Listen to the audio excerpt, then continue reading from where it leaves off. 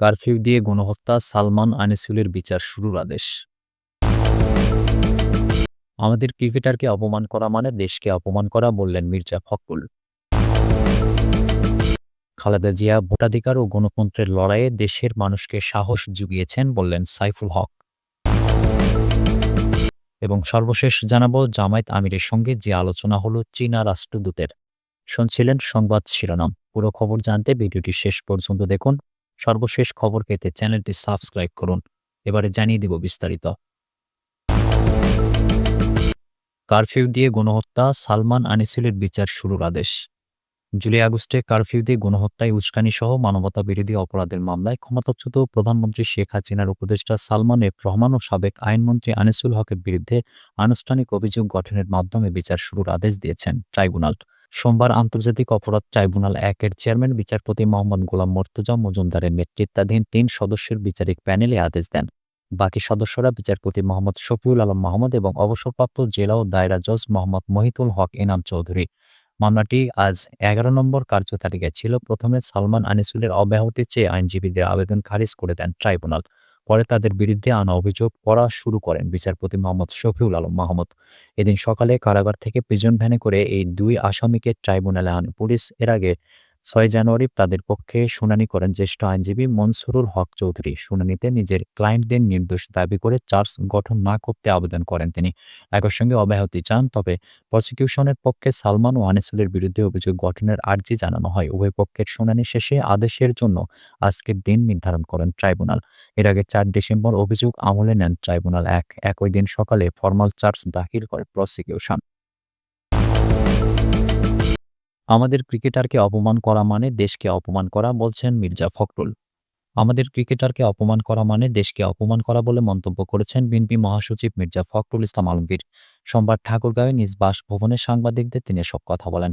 Indian premier league IPL থেকে cricketer Mostafizur রহমানের বাদ পড়া নিয়ে বিতর্কের প্রসঙ্গে বিএনপি মহাসচিব বলেন, ক্রিকেটের সঙ্গে দেশের সম্মান জড়িয়ে থাকে। আমাদের একজন ক্রিকেটারকে অপমান করা মানে দেশকে অপমান করা। এ সময় তিনি ক্রিকেট বোর্ডের সিদ্ধান্তের সঙ্গে একমত থাকলেও ছোটখাটো বিষয়গুলো আলোচনার মাধ্যমে দ্রুত মিটিয়ে ফেলার পরামর্শ দেন। উল্লেখ্য, ভারত সরকারের অনুমোদন নিয়ে আইপিএল কর্তৃপক্ষ বাংলাদেশি ক্রিকেটারদের নিলামে তোলে। সেই নিলাম থেকে ৯,২০,০০,০০০ রুপিতে মোস্তাফিজুর রহমানকে দলে নেয় কলকাতা নাইট রাইডার্স।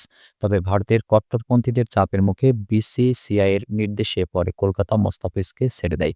এ ঘটনার পর ভারত সফরে খেলোয়াড়দের নিরাপত্তা নিয়ে উদ্বেগ প্রকাশ করে বিসিবি। সংস্থাটি আইসিসিকে জানায়, নিরাপত্তাজনিত কারণে তারা ভারতের টি-২০ বিশ্বকাপের ম্যাচ খেলতে আগ্রহী নয় এবং সহ আয়োজক দেশ শ্রীলঙ্কায় ম্যাচ আয়োজনের অনুরোধ জানায়। তবে এ বিষয়ে আইসিসি এখনও কোনো সিদ্ধান্ত জানায়নি। খালেদা জিয়া ভোটাধিকার ও গণতন্ত্রের লড়াইয়ে দেশের মানুষকে সাহস জুগিয়েছেন, বলছেন সাইফুল হক। বিপ্লবী ওয়ার্কার্স পার্টির সাধারণ সম্পাদক ও ঢাকা ১২ আসনে বিএনপি সমর্থিত সংসদ সদস্য প্রার্থী সাইফুল হক বলেছেন, ভোটাধিকার ও গণতন্ত্রের প্রশ্নে খালেদা জিয়ার দৃঢ়চিত্ত ভূমিকা স্বৈরতন্ত্র ও ফ্যাসিবাদ বিরোধী লড়াইয়ে দেশের জনগণকে সাহস জুগিয়েছে ও অনুপ্রাণিত করেছে। রোববার সাবেক প্রধানমন্ত্রী ও বিএনপি চেয়ারপারসন বেগম খালেদা জিয়ার মাজার জিয়ারত করেন ও তার আপসহীন সংগ্রামী জীবনের স্মৃতির প্রতি শ্রদ্ধা জানিয়ে পুষ্পস্তবক অর্পণ করেন। একই সঙ্গে তিনি জিয়াউর রহমানের কবরও জিয়ারত করেন ও তার আত্মার মাগফিরাত কামনা করেন। তিনি বলেন, আগামীতে যারা গণতন্ত্র ও অধিকারের জন্য লড়াই করবেন, খালেদা জিয়া তাদের কাছেও সাহসের বাতিঘর হিসেবে থেকে যাবেন। তিনি আশা করেন বিএনপির চেয়ারম্যান হিসেবে তারেক রহমান দক্ষতা ও প্রজ্ঞার সাথে খালেদা জিয়ার রাজনৈতিক উত্তরাধিকার এগিয়ে নেবেন। জামায়াত আমিরের সঙ্গে যে আলোচনা হলো চীনা রাষ্ট্রদূতের। বাংলাদেশ জামায়াতে ইসলামীর আমির ডাক্তার শফিকুর রহমানের সঙ্গে বাংলাদেশে নিযুক্ত চীনা রাষ্ট্রদূত মিস্টার ইয়াও ওয়েন সৌজন্য সাক্ষাৎ করেছেন। সোমবার সকাল ৯টায় জামায়াতের আমিরের কার্যালয়ে বৈঠক অনুষ্ঠিত হয়। বৈঠকে চীনা রাষ্ট্রদূত ও আমিরে জামায়াত দুই দেশের স্বার্থ সংশ্লিষ্ট বিষয় নিয়ে আলোচনা করেন। চীন ও বাংলাদেশের ঐতিহাসিক বন্ধুত্ব, দুই দেশের জনগণের কল্যাণ, উন্নয়ন সহযোগিতা, পারস্পরিক বাণিজ্য এবং সংস্কৃতি বিনিময়ের ক্ষেত্রে অত্যন্ত গুরুত্বপূর্ণ ভূমিকা রেখে চলেছে। ভবিষ্যতেও এই সম্পর্ক আরও সুদৃঢ় হবে বলে তারা আশাবাদ ব্যক্ত করেন। সাক্ষাৎকালে আমিরে জামায়াতের সঙ্গে উপস্থিত ছিলেন সংগঠনের সহকারী সেক্রেটারি জেনারেল এবং কেন্দ্রীয় প্রচার ও মিডিয়া বিভাগের প্রধান অ্যাডভোকেট এহসানুল মাহবুব জুবাইর, বিশিষ্ট শিক্ষাবিদ ডক্টর জুবাইর আহমেদ, উন্নয়ন টিম লিড দেওয়ান আলমগীর এবং আমিরে জামায়াতের পররাষ্ট্র বিষয়ক উপদেষ্টা প্রফেসর ডক্টর মাহমুদুল হাসান। সুপ্রিয় দর্শক, এই ছিল এখনকার মতো সর্বশেষ সংবাদ। পরবর্তী সংবাদ দেখার আমন্ত্রণ রইল।